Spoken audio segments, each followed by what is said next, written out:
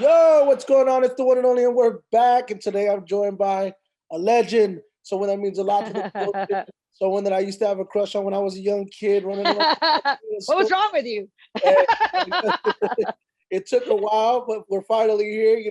However many years later, the one, the only Shelly Lares is joining me. How are you doing today? I'm doing well. Thank you so much for having me. I certainly appreciate it. I thought that was kind of cute yesterday. Well, earlier when you told me about that, I was like, oh, it's so funny because a lot of, guys come up and they're like, when I was a little kid, I loved you. I had your poster. And it's so cool to, to see that. So I appreciate it. Let me tell you something, Shelly. One thing about me is that my mom, who she passed away in 2009, but she used to own a record shop right here in Fort Worth. So the thing about your music and some of the people that I've been able to interview is that my mom actually was an independent record shop. She owned a record Awesome. called Center Mom and pops. yeah, Yeah. in Fort Worth, and we specialized in selling Tex-Mex music. So you were one of the main artists that we would sell. So I would always tell people about you, and to this day, I remember how much in demand you were in the '90s. You know what I mean? And I was growing up; I was a kid, so I was, Yeah. I from the time I was born to the time I was 12 years old, I grew up in this space, and so I was very familiar with your music catalog. I was very familiar with you. I always tell people that, at the time, at least at our record shop, you were probably the most demanding. Like there was a high demand for Shelly Latta. Ah, thank you. Yeah, So the Metroplex area has always been good to me. A lot of people don't realize, I've been performing in the Dallas Fort Worth area since probably 1984. People think of me and they think of me in the 90s, but I mean, I started Tejano music in 82. So I started with a local band here in San Antonio, which was an Orquesta, Tejano Orquesta. And we would do a lot of shows in Dallas. This was when I was a kid. I was probably like 11 or 12 years old, but the Metroplex has always, been like hardcore Shelly fans. I think even to this day, like my highest downloads have come from the Metroplex area. And we have history. We have history with the Metroplex. It's great. But I appreciate your mom and for the years of support that she gave our music, because that's one of the things that I really miss now is the mom and pop record shops. It was just so much excitement when you would go to the record shops. It's like, you know and I what's used to do a lot of autograph sessions at the mom and pop record shops too, all the time. well, I think that's interesting too because I know you don't know this, but I have a promoter background, so I routed national tours for a lot of national recording artists over the last 10 plus years, and I'm actually doing a big music festival in July, right? And Awesome. I'm doing the music festival after my mom's record shop, and That's awesome. so it was my way of kind of bringing it back around. But like as I'm embarking on this promotion because it's a big festival out here in Fort Worth that I'm putting on. I'm kind of going back in time and I'm remembering the music. I'm remembering those moments, and I'm also remembering how much of a contributor she was to the music. Absolutely. Absolutely. People do not understand. When you think of music or especially Tejano, you think of who the artists are. You know, Maybe after the artists, you'll go to the labels. Maybe after the labels, you'll go to the producers and to the radio stations. But people don't understand that there are so many elements that go into making the machine, which is Tejano music, function. People behind the scenes, when I did, when I was thanking everybody for my final album, it's like, oh my God, how do I possibly thank every single person in 40 years that I've worked with? But, there's so many elements, record shops, God, manufacturers, photographers, printers. I even thanked roadies, road crews that I've worked with all over when we toured on the other side of the world. So, I mean, so many things. So absolutely, she was a huge contributor to our genre. Absolutely, without a doubt. And I think 1995 Mom and 1995 Lorenzo right now are pretty excited to have you on this. Let, That's awesome. It's because, I say this on stage all the time. A lot of people say we can't go back, we can't live in the past, but you know what? You can't forget where you came from if you want to get to where you're going. So obviously, because you stayed grounded and this is the foundation of who you are today, you always have to pay respects to it. You always have to pay homage to it in some way, because without that, it wouldn't have molded you into the man you are now, just like it wouldn't have molded me into the woman I am today had I forgotten my beginnings, you know. It's important. Well, look, we have a lot to talk about. That was just the intro. So here we are, 2021. You mentioned final album. We will get into that in just 1 second. I want to know how you've been, what you've been up to. But the name of the show is called Nothing Beats Experience. So we're gonna dig into your experience, and I want to know from the very beginning. You mentioned 1984. By the way, I was born in 1985. So that's a good way to make me feel a little old. No, Uh, I started in 82 professionally. Yeah, I mean, so but how I did mean, I've been singing since I was a kid. So Yeah, like how did it start? What was the decision to like? I mean, I hate to ask the same question that you've been asked. no, no, no, no. Well, I mean, I grew up in a very musical household. So I'm the baby of four. My siblings were like a little older than me. Like my sister before me is 9 years older. So I kind of, once they started getting a little older, I kind of grew up an only child, I guess, because they were already getting married and moving out.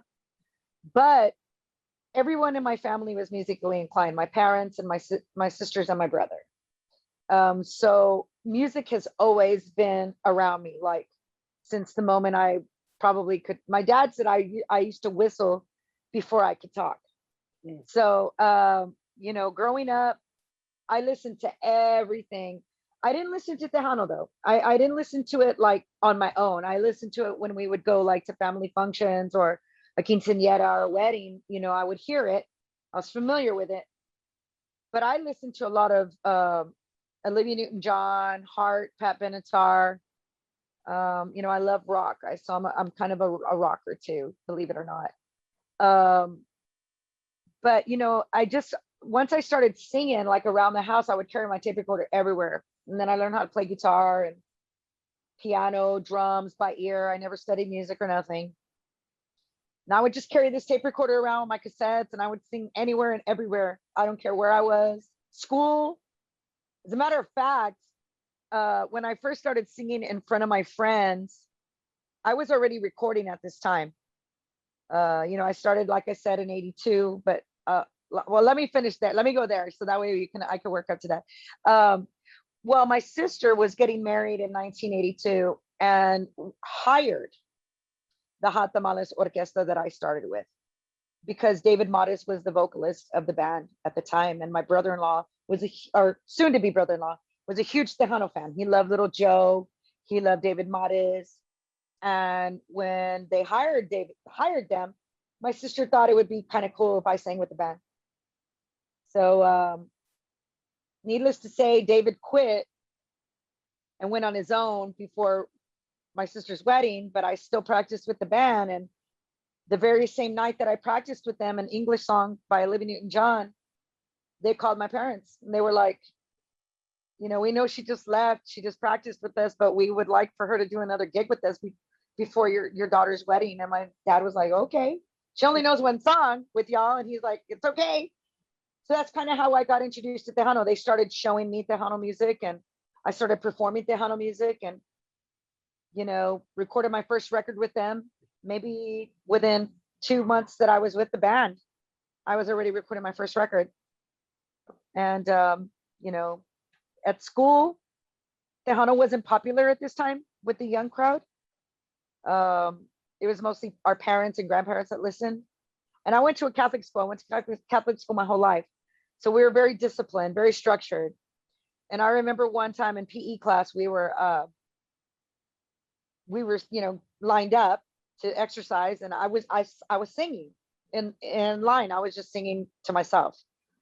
And I remember my PE coach was like, Shelly, no talking. I was like, Coach, I'm not talking. I'm singing. And she was like, oh, well, if you want to sing, why don't you just come sing for the whole class? And I guess she thought I was going to be nervous. And I went up to the class and I just started. I had my tape recorder. I went and got it. I started singing, and everybody was like, what? And so every time we went at a free period, I had to sing. It was like, but after a while, I kept it really quiet when I was in school. I didn't go around and say I was a recording artist or I would perform every weekend. I just kept it to myself. But it started to get out as I got into high school and stuff. Let me ask you though. So hold on, I want to rewind here for a second. You mentioned that you had siblings and that your family was musically inclined. Were you the best singer of the family though? I wouldn't say the best. My sister could sing really well. My sister's actually on one of my records. When I recorded Quiero Ser Tu Amante in 1994 with my red dress, um, there's a song called Renacer on there. My sister's doing the harmonies on that song. Um, but she was sweating profusely when we were recording it in the studio. She just gets really nervous and scared when it comes to, I don't know, crowds or recording. Anytime she gets next to a mic, she just freaks out. But my sister Laura could sing too. I've never heard my brother sing. I mean, he played more instruments than anything. My mom and dad, I mean, they both can sing beautifully. My father, of course, passed away in 2016, but he was always singing around the house and whistling, and mom sings great. But I don't know. I guess I'm the one that kind of just got a little better at it, I guess, as I got older. I hear you. I hear you. Well, so you mentioned, you start gigging in school. You're transitioning into becoming a recording artist. At what point did it hit you that you were actually a recording artist? At what point did you say, "Wow, like this is really what I'm doing now"? And how Well, hard even when was I it? And I wasn't asking, but how hard was it too? Because considering that you didn't really grow up listening to Tejano music, that wasn't your no, that necessarily wasn't my preference, forte. Yeah, but it became something that obviously you grew to love. How was that? it was crazy though, because I'll be honest, like, um, I didn't speak Spanish really much, I kind of understood a little bit, but my mom would tell me what I was singing about so that I would be able to understand what I was saying. But when I first held my very first record, my very first 45, it freaked me out. I was 10 years old. Mm, So I was like, wow, all of these years I'd grown up playing vinyls, playing 45s, and then here I was holding one with my voice on it. But I'll never forget the first time I heard myself on the radio, and of course it was AM radio. And I was like, wow, this is crazy. I didn't really, honestly, I recorded like 5 records, 5 or 6 records with Hot Tamales before I branched off on my own, and I got signed with Manny Guerra at 17, which was my first album, Tu Solo Tu. So I think it wasn't until then that I was really like, okay, because I got my first record contract. mm. So I think that's really when I considered myself a recording artist. Um, was then when I did Tu Solo Tu. But it was weird because when I first started singing Tejano, it didn't feel foreign to me at all. It felt like second nature, even though I had never sung it before in my life. I just knew that it was honestly in my heart already. Like, obviously, God had embedded this passion for Tejano in me before I even knew it. So I fell in love with it very quickly. I also love the fact that being a Tejano artist, I could be versatile. It was okay for me to do a show with rancheras and cumbias and throw in some rock and some Madonna and whatever, mariachi, whatever I wanted to do, and it was okay. And I was like, man, what an amazing gift to be in a genre that you can do that. What other genre can you do that? There's no other genre. No other genre can you do that. Country, you can sing in Spanish and turn around and do country songs. It's like, and it's accepted, with Tejano fans. So to me, that I would be dumb to leave Tejano because I can't see myself just doing one particular style of music all the time. I mean, I would get bored. And that's how I grew up. I grew up very versatile. I grew up singing everything. So my whole life, I've been able to sing what I wanted to sing. My whole career, my whole life, I've always had the freedom to do what I want, and I love that. I guess now the question would be like, as you start experiencing this evolution from being in a group to now being a solo artist to being signed as a solo artist at 17, man, which I have another series of questions for that. But in regards to just experiencing the fanfare of being a recording artist, because here's the thing about it, undisputed, I don't want to hear it. It's not up for debate. The Latino culture, our culture, the Mexican Americans, Mexicans in general, we are the most loyal, most passionate fan base out. Period. We are so, how would I word it to you?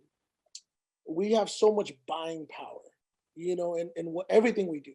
And when Yeah, we support the in Latin world is huge. and when we support in record numbers. And I truly believe that, at least from the volume of requests, from the video store whenever we worked at my mom's record shop, I remember hearing so much about Shelly Lares, Shelly Lares, Shelly Lares.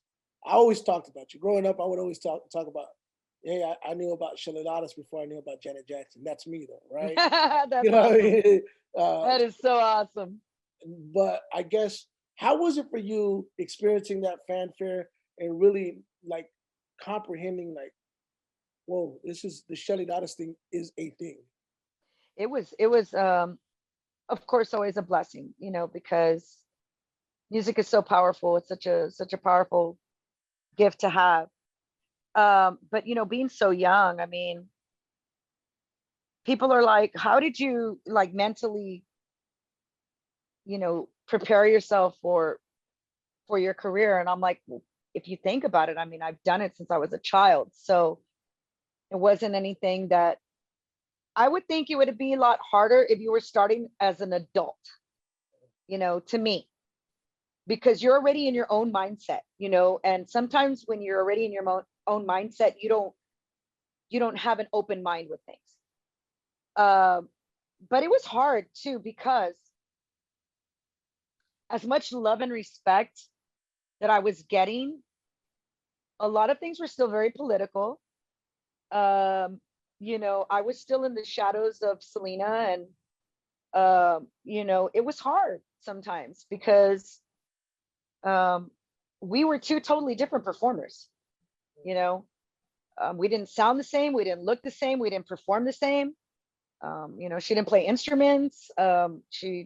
She wrote some songs, but not a lot of songs. And here I wrote my biggest hits. Soy tu amor, es que estoy enamorada. The list goes on.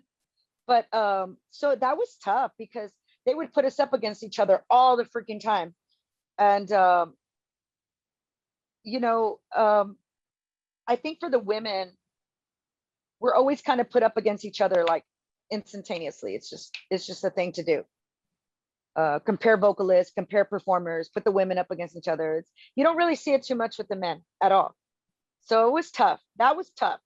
And but my fan base is really what kept me going all the time. My fans were like hardcore Shellians, hardcore voting for me, hardcore showing up at the shows, buying the merchandise, buying the music. So that's really what I focused on. I always kind of have always stayed in my own lane. Um, I'm not the type of artist that wants to be on top. Um, I just always try to be the best me and give people the best of me possible. But I've never tried to compete with anyone because we're all we're all unique. We're all one that no one is ever going to be like. So I've always said God just made me Shelly Lares, and that's who I'm just going to always be. That's who I'm going to always compete with is myself. But I'm saying in the Tejano world, if you will, it was hard because you would want to get more recognition, but then it wouldn't happen, or it was like, I don't know. There's a lot of things that come into play that I look back on now as a businesswoman, having my parents manage my career since day one. It has its pros and cons, because I wasn't always 10 years old. And maybe looking back, when I was in 1993, 21 years old, 20, 25 even, what would it really would have been like if I would have taken complete control over my career like I am now? Um, But then again, you can't regret anything because it's gotten you to this point, and I have no regrets about that. But man, yeah, I remember playing Texas Stadium,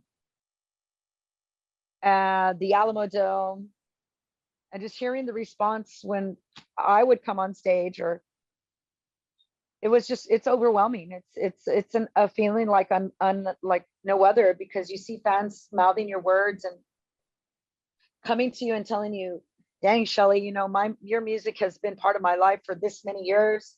Um, my mother introduced it to me, or my grandmother introduced it to me, and now I'm showing it to my kids and my grandkids. And it's like, I mean, dang, dude, that's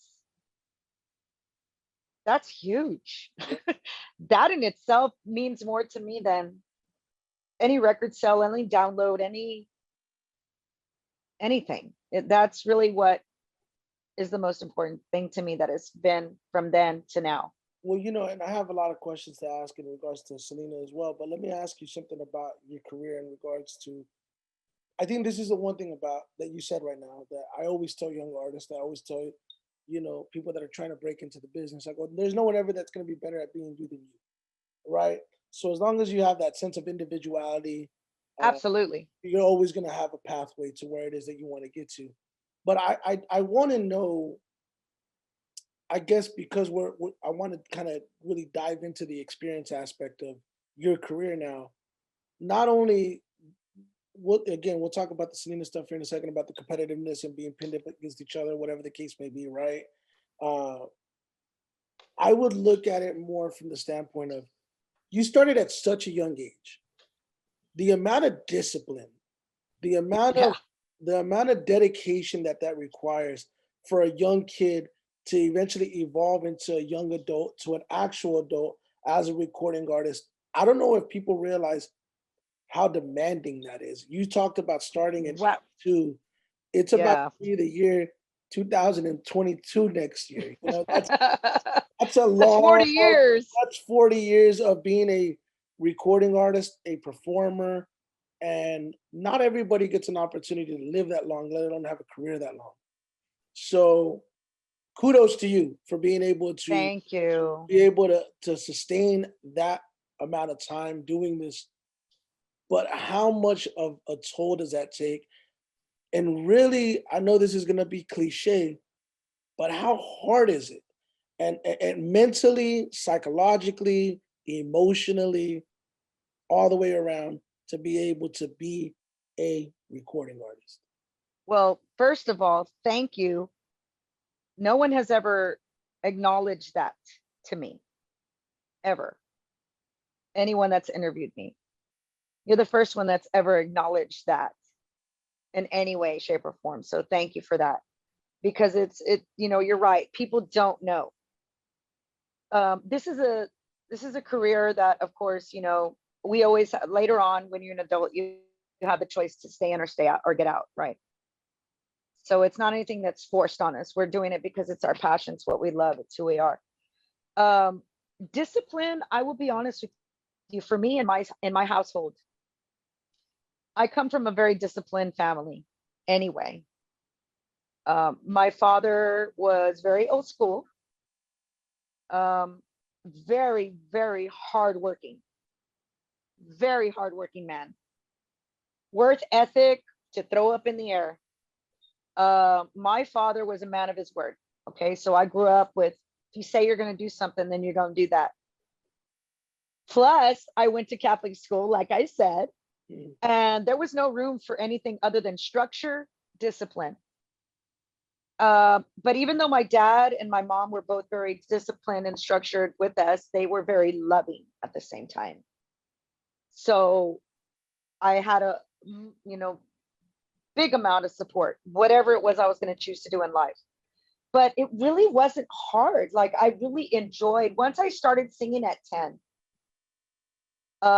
my parents did set down the rules with the band that I was going to perform with, that if I was going to perform on a weekday, I had to perform early because I had school the next day.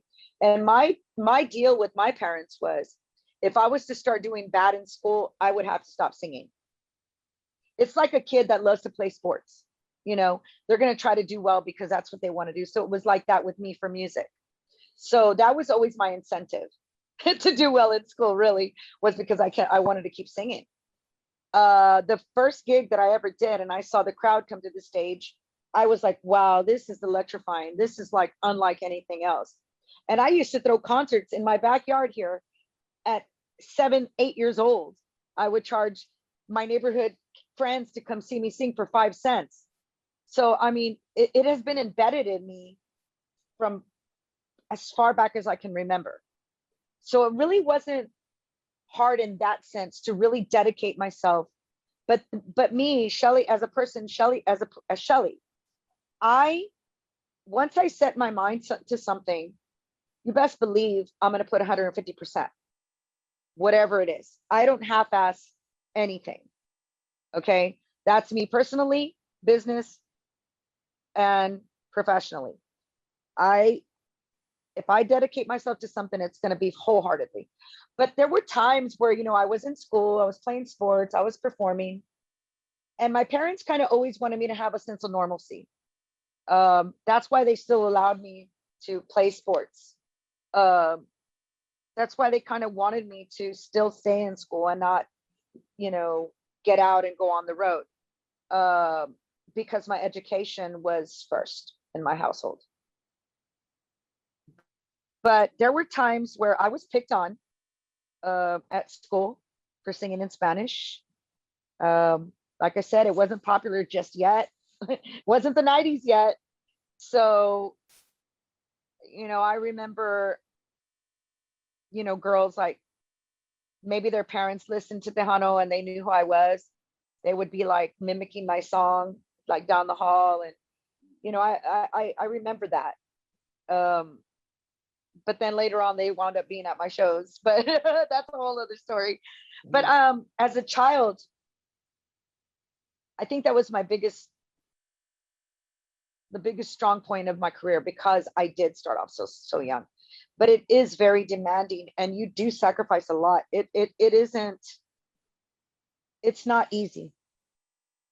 The hours you work, the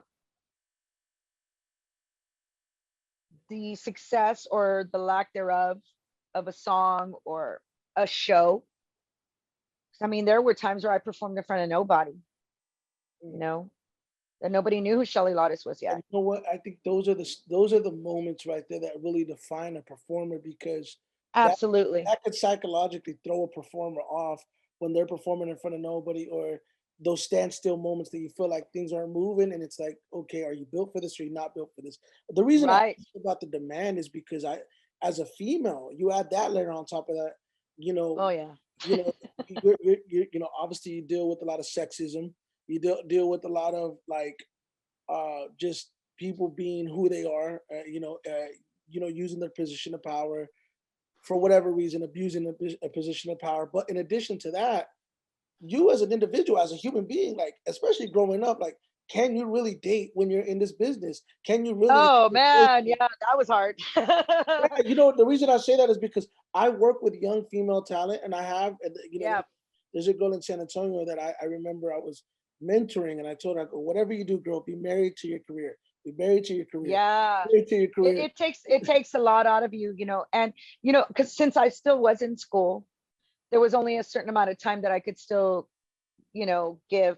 But as far when you're going back to what you were saying for the females, okay, when I started in 82, there was already Laura Canales, Elsa Garcia, Patsy Torres, Janice Ramirez, Linda Escobar, Selena, and Lisa Lopez. So there were 7 women. That's it. Just 7 women before me. Then I kind of came along in my own little time. And then females like Elida, Stephanie Lynn, Stephanie came in the 90s, like later. But I do remember, whether they don't want you to open, close a show. Um, but mind you, again, here I was 10 years old, 11, 13. So I had my father to protect me. Nobody was going to cross my dad. That's for sure. They would be dumb if they would have done that. So my father was really the one, honestly, in the beginning to put the line in the sand. Say, don't cross my daughter here.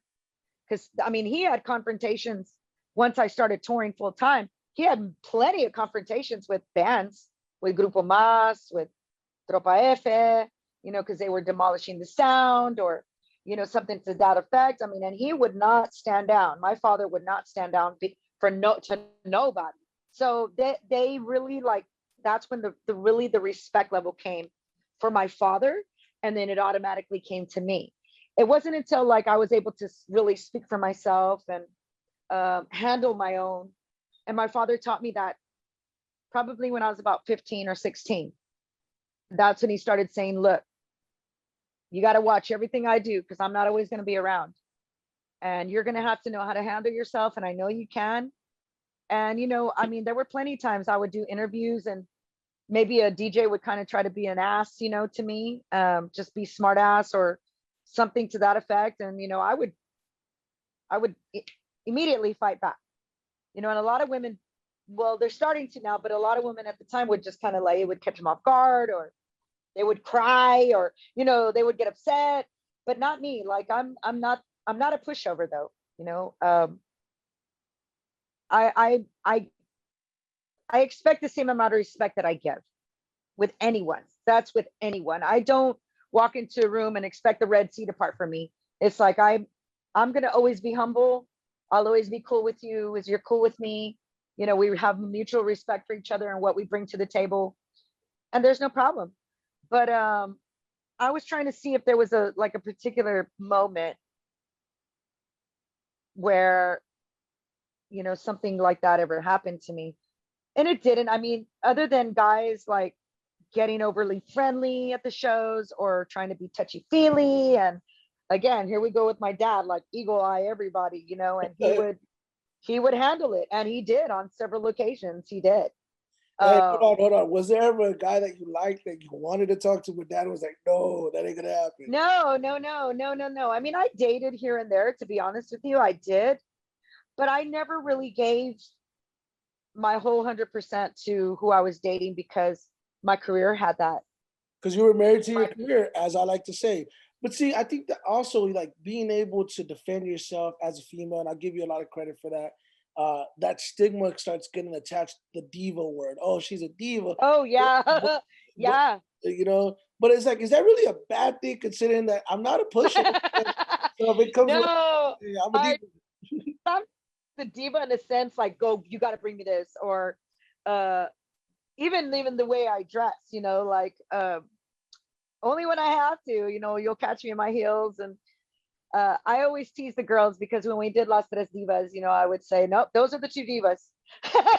you Uh, know, um, I don't know. It's like, I mean, I don't think I am.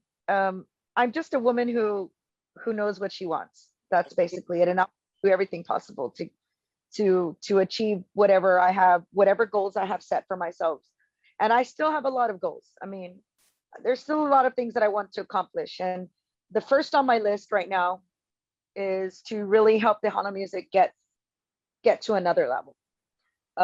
Maybe not as an artist, but as a producer, as a record label.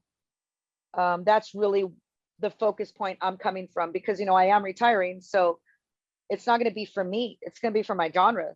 So, but yeah, I think a lot of people know me in this industry that yeah, I'm very humble, I'm very grateful, I'm very, very cool, I'm chill, but I don't play when it comes to my business. That's for sure. Look, we have more to go in regards to the retirement, the album, all of that. But I have to ask because there's fans that are watching that are gonna want to know. Obviously, you mentioned Selena, right? And it's been well documented. I actually watched an interview of yours Yeah. where you talked about your friendship with her, and obviously you mentioned that there was a period of time where you guys were always pinned against each other. But you have two powerhouses at a time where the genre is peaking, right? So naturally, they're going to be compared. Naturally, it's going to happen. And I would like to believe, and I guess this is the question I want to ask, because during that run, I know you were busy focused on your lane. She was on her Mhm. lane. Y'all were obviously friends, and we'll touch on that in a second. But just from a competitive standpoint, healthy competition, may I add, I would look at it like a lot of times you see pro athletes, right? You would hear stories of like Yeah, Kobe Bryant would go to the locker room, see what all the other players would score, and then he would go and say, I'm going to go top that because it motivated yeah. him to be better.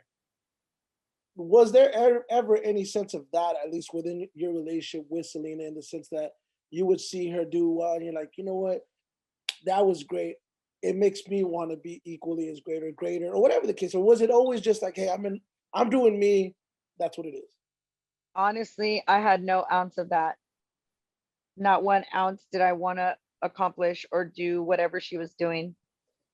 Because to me, I always looked at it, she had her journey, I had my journey.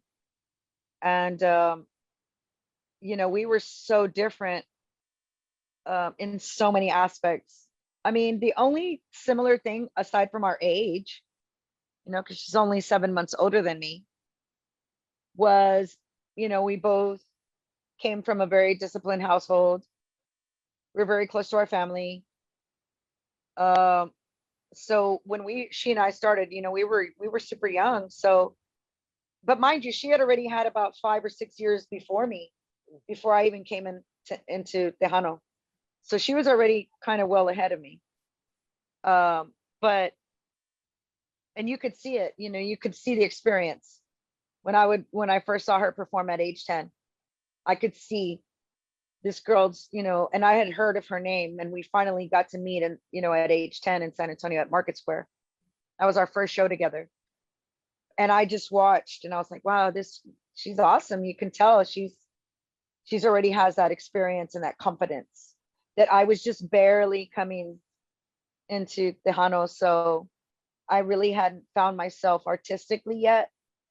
Um, but I've never ever on my father have I ever felt like any kind of competitiveness. Nothing like that. Not for me. I mean, if I did, I would say it. Trust me. I mean what I say and I say what I mean. So No, if absolutely. I would have had it in this section, I would have been like, yeah, I wish I would have had that. But I never did. I never did because she was her own entity, and I mean, and an amazing one at that. So, Absolutely. And I'm not trying to shake the soundbite out of you. You know what I mean? Like I'm not oh no, I'm not no. trying to get it out of you. I just I want to think people just expect something else to come out of my mouth, no, but and I'm sorry because I give kind of boring answers because I mean, I don't give any like anything but the truth, for me is no, really what I'm, and it's not speaking boring. from my heart.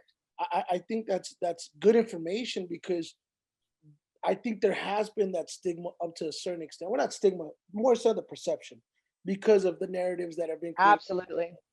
And I think it's unfortunate Yeah. because I've heard you and I've heard the interviews of you saying like this was your friend. You were actually really good friends with her. Like you guys befriended one another because in a lot of ways you just mentioned starting at similar ages. She may have gotten the head start, but you guys were both young performers coming from a really tight family. And when you're in this business, very few people can relate to that are your age. That Big time. so even though y'all were different type of artists, y'all were still very much doing something similar that only you had a commonality. Yeah, we had a big thing, something big in common, and that was music, our Right. love for music. And you're right. I mean, everyone else seems so old to us. I remember, but they probably weren't. They were probably like in their 20s, but to a 10-year-old, Yeah. they seem old. But we would hardly. I've shared this many times. We would hardly talk about music. Hardly, hardly ever. Hardly ever. I mean, if we did it all, it was probably maybe in all the years like 23 years I knew her, maybe like 5 times, maybe we talked about music. It was never about music. It was always about life or normal day girl things, like typical, adolescent girls and then teenage girls, then young adult girls. It's like our conversations changed throughout the years, but there was a point there where we didn't speak too much, but it was never about music. It's weird. Do you mind me asking, how did you guys befriend one another? Was it just because of the commonality? It was well, Tejano was so small, and I'd been hearing about her name. I'd heard her music and I heard her name. Patsy even mentioned her. Patsy Torres was my mentor. So Patsy was like, yeah, there's another girl she's your age and she's great, and her name is Selena. And I'm like, cool. She's like, she's in the Corpus area. I was like, awesome. Maybe I'll get to meet her. Sure, we'll run into each other one day. And sure enough, we did a show at the Market Square, and we met, and it's like instantly we just clicked. We were like, oh, we like the same thing and we're the same age. And we just started talking, as friends on the phone, and we would write letters. We used to write a lot of letters back in the Oh, day when it was, wow. old school. Yeah, we would write letters to each other. And mind you, she was just barely getting out of homeschooling and stuff. So I would go to school, but whenever she would call late, my parents would allow me to talk to her because they knew that she wasn't on like a school schedule per se. Um, but it wasn't until we were like maybe really like, man, God, every time there was a function for the Tejano Music Awards or anything for Tejano music period, we would hang out. My spring breaks I would spend over there in Corpus. Um, so it was like anytime we got to hang out, we would, when she performed in San Antonio, or I'd perform in Corpus, or she would just come visit, or stuff like that. It's just mostly during the awards. I have a lot of fond memories of the awards and the nominees dances and fanfare, and that was a time we really looked forward to because we knew we were going to hang out afterwards. So like I said, it's like with your best friend, you get excited, you're going to see each other, y'all going to talk and hang out and talk about life. And it's like we always had a blast. She was crazy. She was funny, so it was always entertaining me, that's for sure. That's awesome. Well, you know what? I guess, one of the things that I had seen in one of the interviews that you did is that you mentioned you've never watched the movie, the series, or anything. Has that changed? Mm-mm. You just don't. Is it just too sensitive for you, or just Yeah, kind it takes me to a weird place. of? It doesn't make me sad per se. I guess sad is a good word. Sad is a good word. Because then I start thinking about it, and it's like right now where I'm at, it's not that I'm in denial. I know my friend is resting right now. Like I know she's in her belief. I believe she's sleeping. She's resting. Um, but I was around for a lot of what happened during the series, I guess. So I got to actually see and live it. Um, but I don't know, because I know a lot of it is not going to be 100% legit. I know maybe 90% maybe.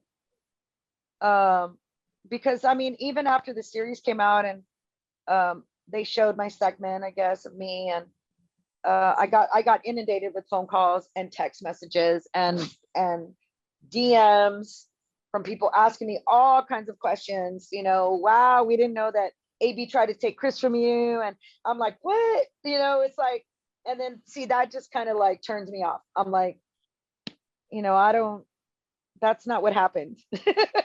But I'm sure, Hollywood, you're They have in to some make it way. for TV. Yeah, You know, yeah, but I tell people don't believe every single thing, okay? Just and it's sometimes it's amusing when, like what you talked about earlier, when people say, "Oh, she was so jealous of Selena." I'm like, "Wow, okay." It's yeah. like, I mean, thanks for letting me know that. I didn't even know. yeah, You know. I'm like, I was, wow, thanks. I mean, I guess you're in my heart and in my brain. But it's all the nature of the beast, in a way. Because that's what being in the public eye is. People have their perceptions of you, or people think they know you as a person when they don't. And then because I've always kind of kept my place and not been like, shoot, dude, I can tell you this, a lot, a lot of media reached out to me when she was killed. And when they found out, I mean, when she was killed alone, they wanted to interview me as her best friend. But when they found out that Yolanda had approached me first to be my fan club president, I'm talking media like in Mexico media. You're talking about people that wanted to interview me for money. And Mm. I'm like, why am I going to do that? You know? You know what they were doing? They were positioning a narrative there. And let me tell you something. We're uncensored, man. So we could say whatever we want in this show. Yeah. That's bullshit, and it's bullshit. Yeah. Because I'm going to explain to you why it's bullshit. Because this goes back to, and this is sometimes the nature of our culture. I love our culture, man, but I know how we often have this tendency to pin people against each other, and Yeah.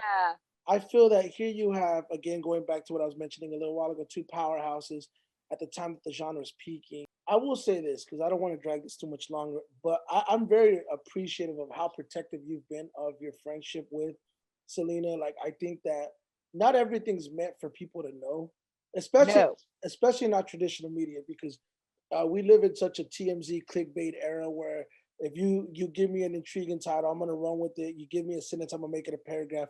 Give me a paragraph, I'm gonna make it a Exactly. novel, you know.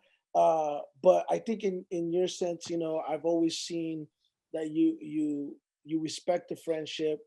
You know, you know, you're now talking 1995, 2021. It's been 26 years, and you've been extremely protective of it. But I do have to ask one last question in regards to Selena. Do you have a relationship with the family, or have you spoken to the family since then? I'll see them on occasion. Like I saw Mr. Q not that long ago, but I don't like reach out. They don't reach out.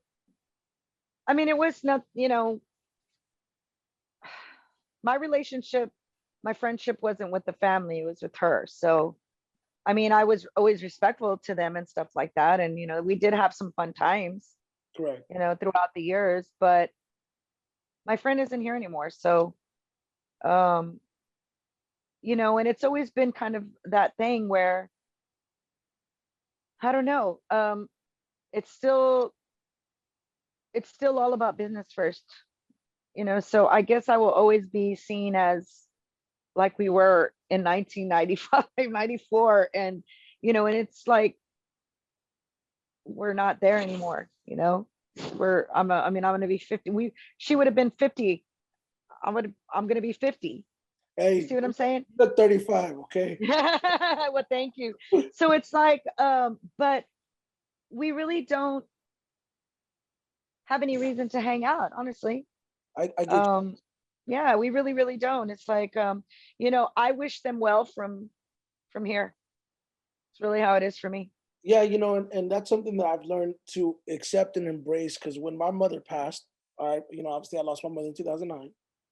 I held a lot of resentment towards a lot of her friends and close people to her for a long period of time because I was like, they don't call, they don't check on us. And then I never sat and realized what they may be experiencing from a grieving perspective. And I think, not to create an excuse, not to create anything, but I think that could be very difficult for someone Yeah, to communicate with, your best friend's family. absolutely. It brings you. Absolutely. So I just want people to understand that aspect as well. You know. Yeah. I mean, and our friendship, just like any other friendship, we have our rough moments. A lot of friendships do. It's not like we were all perfect and always getting along. I mean, there were, things would happen in life and we weren't always on good terms, but that's life. That's how life is. But yeah, I will always continue to be protective, and I'm not going to go and talk about what my friend talked about in confidence to me. I mean, that's dumb. Why would I do that? Even though she's not here, I'm still going to honor the friendship. Absolutely. I'm always going to honor the friendship no matter what. So that's why I've always been very, reserved when it comes to to talking about her because, for one, I celebrate her life in my own way every day. I don't have to always, and I'll share like our throwbacks, a lot because the fans, they love her and they still want to know about her. So, when they see pictures of us as kids, I think like that last throwback I did, we were like 11, I think. Um, they're like, wow, like it freaks them out to see us that young and hanging out. And, but I get it. I get that people still are still fascinated. Who wouldn't be? I mean, her music to me was great. And I think that that's what people love. But I think the reason that her legacy has lived on this long is because of her persona. Yeah, for sure. And Hey, that is what, when we all pass on, is what should always be what people remember about you. for Not and I have so many more thoughts on it, but hey, thank you so much for opening up about that. And Yeah, sure. I don't want to continue on that too much, but I had to touch on it because I know people want to know, and I want Yeah, they an do. opportunity to It's properly okay. clarify that. Let's talk about you now, as far as the music. Let's get back to your music. You have your final album that you're releasing here soon, or you've already released it. We released it. It's LMD 82, which is Little Miss Dynamite 82. Like I said, is the year I started in Tejano. So it's doing really well right now. The fans are, um, and it's so funny because I announced it when I released it. I announced my retirement. Maybe some people were like, wow, she just wants to be able to say, she's going to leave and they can get the CD and then she's going to come back or she's going to change her mind. I'm like, no, y'all. Again, what I mean, I say what I mean and I mean what I say. And when I set my mind to something, then that's what I do. But it's doing really well. What we were talking about earlier, I went back to where it all started for me, which is orquesta. So I implemented brass on the whole album, different instrumentation, different interpretations of brass. I do have the old school Tejano songs. I re-recorded two of my very first 45s that I did with Hot Tamales. Um, I also implemented Mil Besos, which was one of my biggest hits in 2000. I redid it, the original version, which is a bolero. So all of these elements that really contributed to my becoming the artist and writer and producer that I am now. That's something I really wanted to do on this album. Nada de Ti I have with the girls is doing really well, which is, mariachi cumbia. And I also have a duet with David Mares, because like I mentioned earlier, he was very instrumental in my becoming a Tejano artist and he didn't even know it. So having someone of that stature, I mean, a huge pioneer in Tejano music, David Mares. I mean, hello, that's a huge honor for me. But it's doing well, and the sales have been amazing. So I have to say thanks to the fans for that because they're really stepping up for me. So when you speak of retirement, obviously last year COVID put everybody on standstill. You weren't able to tour, you weren't able to play. Uh, are you actively playing right now? Are you doing a retirement Yeah. tour? And granted, retirement can be very vague, may I add? Because Well, I'm not retiring from working. Let's just say that. I'm okay, retiring from my music in Tejano and for touring. so touring, you're hanging up the jersey. Touring, and I'm not going to record any more like Shelly Lares Tejano albums. Yeah. You said the handle. Well, I say that because I have a Christian album that Okay, I'm going to be working on this next, maybe next couple of months. that's awesome. But after the Christian album, then yeah, I may finish out a few collaborations that I've still been asked to do, even prior to my retirement that they asked me to do. So I will fulfill those as well.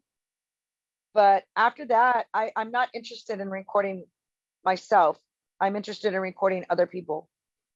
So But the reason that I'm retiring is because, I have so many different passions outside of music.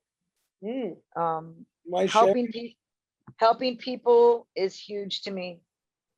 And I knew even at a young age, I knew that I wasn't going to do music until like my last breath. I knew I wasn't going to do it till I was old. I knew that. I knew I wasn't going to be recording. I knew I wasn't going to be on the road. That's not what I wanted. I just didn't know what else yet. And I hadn't really found those other gifts other than music. But it wasn't until a few years ago that I realized what I really love, and that's actually physically helping people too. So I had been praying for the last 5 years for God to present to me when it was going to be time for me to hang it up, bow out gracefully, and go into nursing. Um, I toured the school that I planned on attending 5 years ago with the intent of starting then. But then I started getting super busy again on the road. I'm like, okay, I guess it's not time. And then, kept 2018 came, I released, a song. And then 2019 came, I released Obra de Amor CD, did really well. I had a great year, 2018, 2019 on the road. I was like super busy. And then 2020 came, what was looking at another good year, COVID hit. And that is what made me solidify my decision. Um, not financially, visually, watching the nurses and the doctors and everything that they were going through. And something in me just kept saying, I got to do that. I got to be there. I got to help people in some way. And that's when I'm like, it makes perfect sense. It's very full circle. I'm paying homage to where I started. I'm celebrating 40 years next year. It's perfect. Perfect time. I'm going to be 50. I'm still young enough to do a whole other career, because guys, this is where we have it wrong. You don't have to do just one thing with your life. You don't. Life is meant to be to the complete fullest, to fulfill your every dreams, desires, get to fulfill what gifts were given to you, and to utilize them in every sense of the word. That's what life is to me. So I just feel like I've been blessed for 40 years, that my music has touched people in ways that I never imagined. But as a human being, to from one human being to another, there's something bigger for me. And I have to answer it. I can't ignore it. There's no way. Well, that's extremely honorable and that's awesome. And I congratulate you for embarking on that journey. And I know that you're going to be an amazing. You said nurse, correct? I So, want to go into hospice. oh wow, Yeah. hey, that Yeah. I'm sorry that just brought me a really really good memory of my grandma. So in 2018, my grandmother passed away, and right before she passed away, my last active memory of her being at her fully functioning was we were in a hospital room, and my grandma's a traditional Mexican woman, but she was, grandma, so she's comical, she's fun, Right. all of the above. And I remember they were saying in the room, they were talking to my uncle like, "Hey, I think it's time that we Put her start in hospice. looking at hospice options." And she heard it.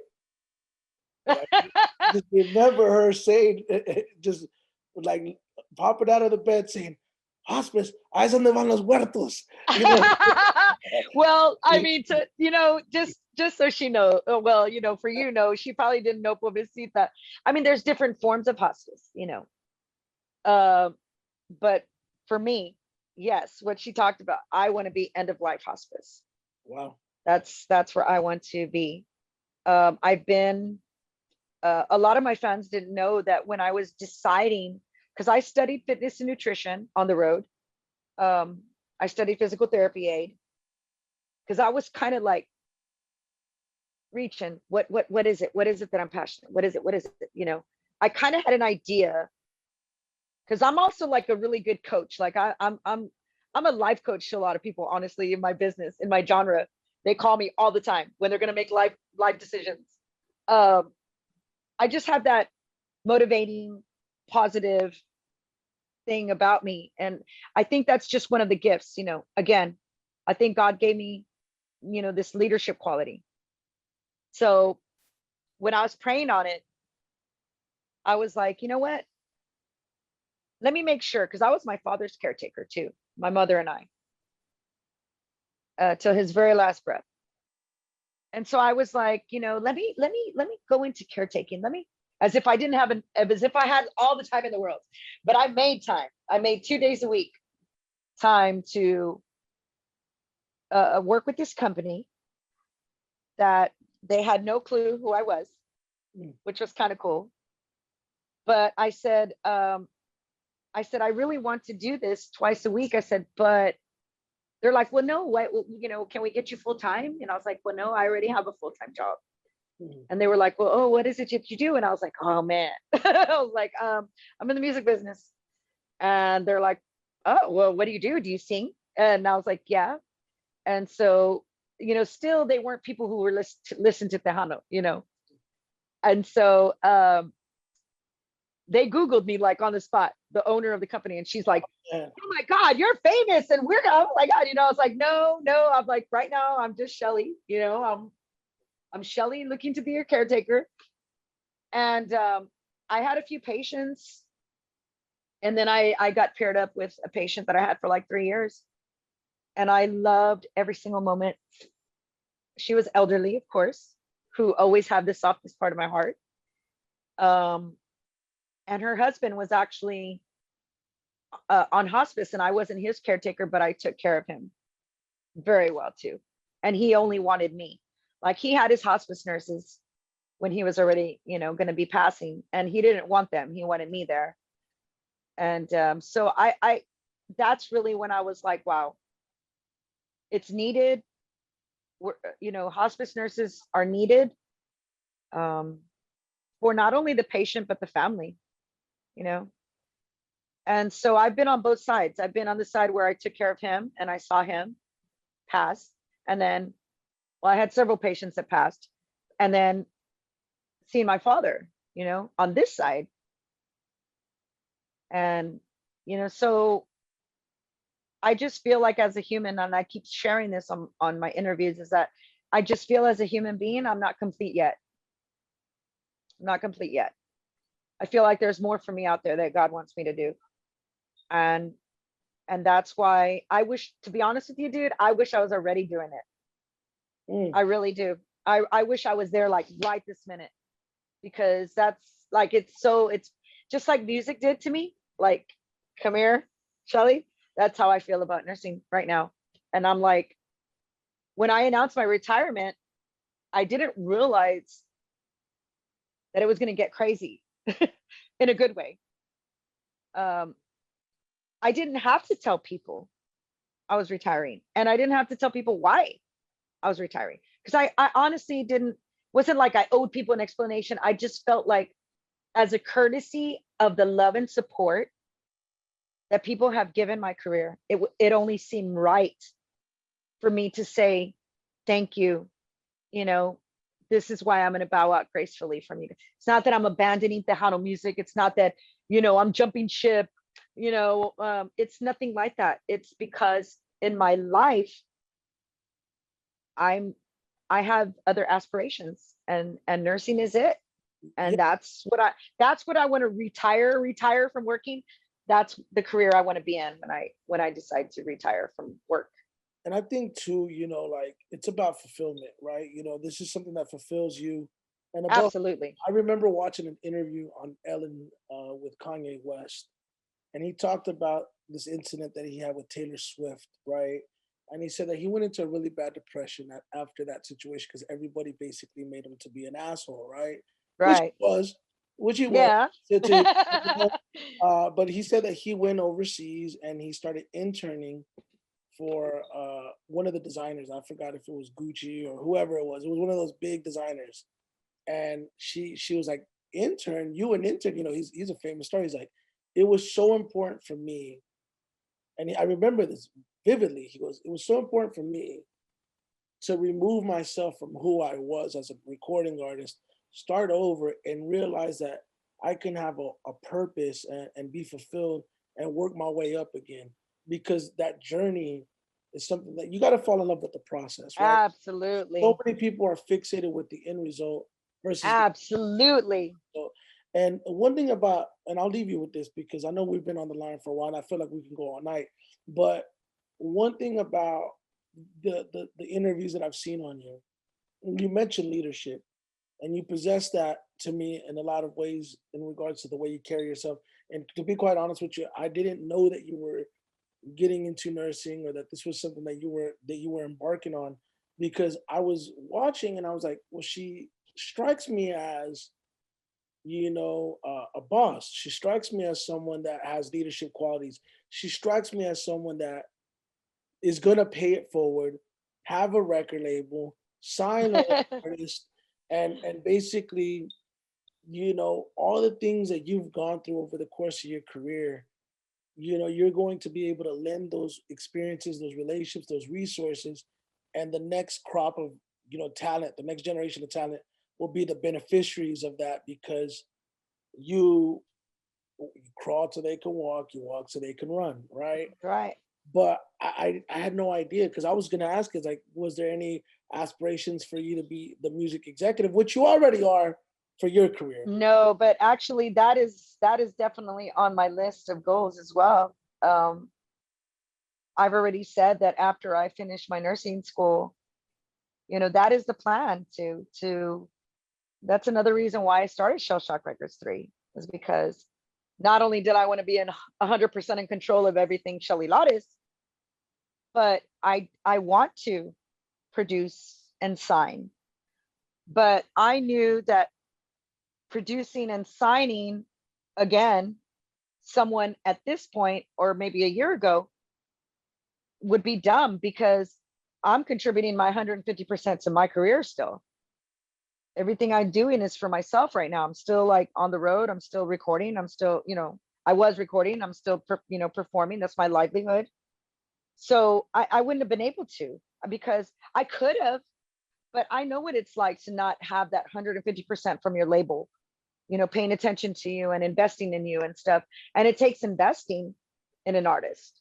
And right now I invest in myself. So that is the plan, and whoever I sign, they're gonna know every single aspect, element, whatever you want to call it, of being an artist. They're gonna know it. Absolutely. They're not gonna just be signed to record and I'm gonna throw them out to the dogs to go work on their own. I'm gonna sit down with them and talk to them even about getting their gigs, starting their business, first starting the business, recording, getting the gigs. They're going to know all of the songwriting royalties. They're going to know about mechanicals. They're going to know about merchandising. They're going to know about, doing interviews. They're going to know about their social media, about their downloads, how to upload, how to download. It's going to be a lot. It's going to be definitely a school for them to go through of Oh, mine because they're going to have to know. I'm going to teach them. That's for sure. that excites me because me being someone that you don't know a lot about me, but I was inducted into the Hall of Fame over here in Fort Worth in 2019. Sweet. So Congratulations. me being a young Hispanic male that has always, worked with young talent, I look to build for the future. I love to pay it forward. Absolutely. And I think that's one of the most important things you can do is to be able to teach them how to build and how to really understand that process to get to the end result, like we mentioned, because um, there's so much to learn within this music industry. It's not just the glitz and the glamour. It's, of course, there's hard work and dedication, but it's very psychological. I've always told people Absolutely. if I was to teach a class, it would be called music psychology because there's certain things that no matter what we tell you, you're only going to understand it by going through that. And Yes. and you're going to realize real fast whether or not you're built for it or not. Actual Yeah. actual versus That's potential. that's one of the most important things that I instill too in the new artist. because sense of entitlement is so sickening right now, and they want to be acknowledged immediately. Yeah. I'm like, you're not getting it. Okay. It's not because I'm a veteran artist and I'm like, I don't want the new generation to do well. Okay. That's not where I'm coming from. Um, I get upset about it because they have to earn it. And when you earn it, like you talked about, the journey is what is the most important thing. It really is. Because I look back now and my father, I have to give him all of the props in the world for my longevity too, because we turned down investors and stuff like that because my father always said, look, they'll give you this money, you could buy whatever you want, bus, equipment, but you're not going to appreciate it as much if it's not what you worked for. So he was so right. Then I kept working and kept working and kept working. And then I went from a pickup truck to a school bus to a Detroit bus to my Silver Eagle that I bought with my money. Bought all my equipment truck, all of my stuff. And yeah, at the end of the day, that's not what I mean by having it, not the material things. It's just that you knew you got yourself here and you work for everything, and that's really what I try to teach the new kids. And I'm like, guys, if you're not on the ballot this year, keep working. Yep. If you're not on the charts, keep working. I told them, and I've never been one to kind of like bet my career on charts and awards. And I mean, there's other things to really look at that are important as well. Not that they're not important, but there's so many that they're not really digging deep into really what needs to be done and what they really need to focus on. And really, I'm kind of telling them, look, you're looking over there, I need you to look right here. This is where it's at. And so, I mean, I've mentored many, and I continue to do so, and I will continue to do so when I retire from the music. But I'm much happier, much, much, much, much happier when I'm producing, when I'm in the studio, when I'm arranging music, when I'm in the creative process, is what I love way more than being on stage any day. Well, you know what it is, and we're gonna leave on this note. I think the art of artist development is kind of gone. I think, I look at talent now, and I never look at talent in current form. I always look at them what they would look like with a machine behind them, with the proper resources, the proper knowledge. And we do live in an era of instant gratification versus long term gratification. Everybody always thinks about right now versus the right time. Absolutely. But I always say actual versus potential. Everybody can have potential, but how many people actually have it? And I know you being in the San Antonio area, if I'm correct, uh, I have some talent for you that I'm gonna suggest for you to look at that I think could use your mentorship and your guidance. That Awesome. Yeah, I'd love to.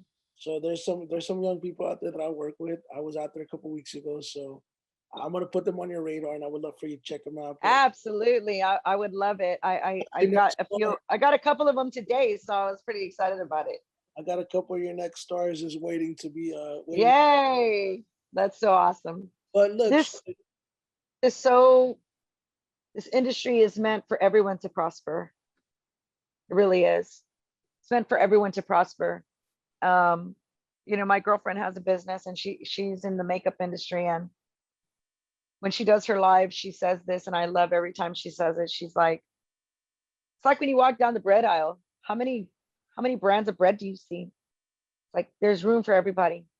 We just gotta, be supportive, lift each other up. The veterans, we need to have an open mind and guide the new generation with an open mind too, because we know music is evolving. It evolves every day, and unfortunately, so many of our veterans have the 90s mentality, and it's good to a certain extent, but things change, and we have to kind of roll with the times, and we have to figure out, there's a way where you can still maintain your stability and your foundation, but you got to keep evolving, and I think that's what is so needed in our industry, um big time, for people to change their mentality on helping the new generation. And Absolutely, and I think that's something that you've alluded to plenty of times before when you talk about the state of Tejano music, your passion for Tejano music, your passion to continue to push Tejano music and grow it, because there has been a disconnect over the years, whether it be radio big time. or just the perception that, oh well, this artist is no longer here, that artist is no longer here. It's not what it used to be, but it could be whatever we want it to be. And It could be way better than what is. And then I don't want to go backwards. I yeah, want to go like to a whole different level than we ever were.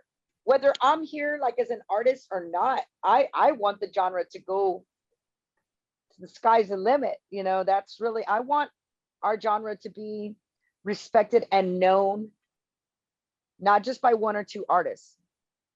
I want our genre to be known throughout all of the Latin world and world in general, because obviously our music is being downloaded in different countries that are non-speaking, Spanish-speaking countries. So it's possible. It's just we gotta set the prize. We got an eye on the prize. Like I always say, eye on the prize. We gotta work together to get there. And that's what I'm really hoping for the next year and a half for me. well, Shelly, it's been a wonderful conversation with you. Thank you so much for joining us.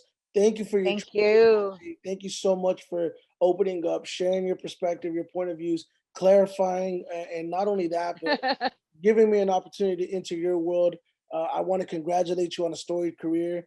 If you haven't been told this plenty of times, I'm gonna tell you again. You are a legend.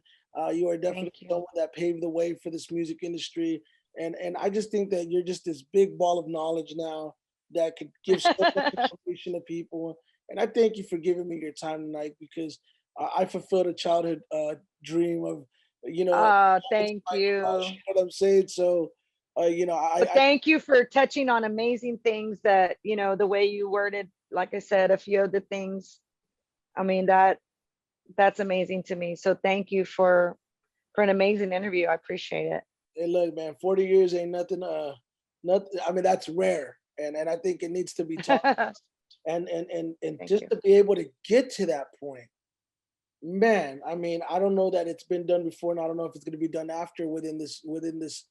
Not only this genre, but in general, it's hard. It's very hard, and Yeah, I it is. think that that's a very, very strong testament to your dedication, your passion, your will, and your love of the music. So I thank you so much for all your years of contributing to music, and Thank I look you. forward to this next phase of your life. And I I'll hope. come back and interview in my scrubs. And you know what? I mean, look. I mean, I hope it's equally as fulfilling as well. So, I mean, I know without a doubt, I think it's going to be actually I think it's going to be more than I have imagined, honestly. Um, that's really what I'm looking forward to. But I was joking the other day because I'm all about my merchandise and branding myself. I said, yeah, I'm going to have some LMD scrubs come out once I turn to get my nursing. well, how do you find you on social media? If you don't mind me, just allow. Oh gosh. I am Shelly Lares fans. A lot of people think that on Facebook that it's someone running my page or a fan, but it's actually me, Shelly Lares. I handle all my social media. Okay, nobody answers for me. So it's Shelly Lares fans. If you go to Shelly Lares Facebook, it's not gonna happen, y'all. Y'all know how it is. You can only have so many friends on a regular Facebook. On my Shelly Lares fans is my main Facebook page. Of course, I'm on Instagram, Miss TNT, and I'm on Twitter as well. And I just started TikTok not that long ago. So I'm also there. But my website, of course, is my biggest one, which is shellylattes.online. I have my Pride merch out right now for the month of June, and everything is doing so well. You can get my new CD there. And you can actually download my entire discography on my website from Tu Solo Tu to now. So if you're a true Shelly fan and you don't have those music anymore, It's like Huh? it's like 15 or 16 albums there. Yeah, and that's not even all of them.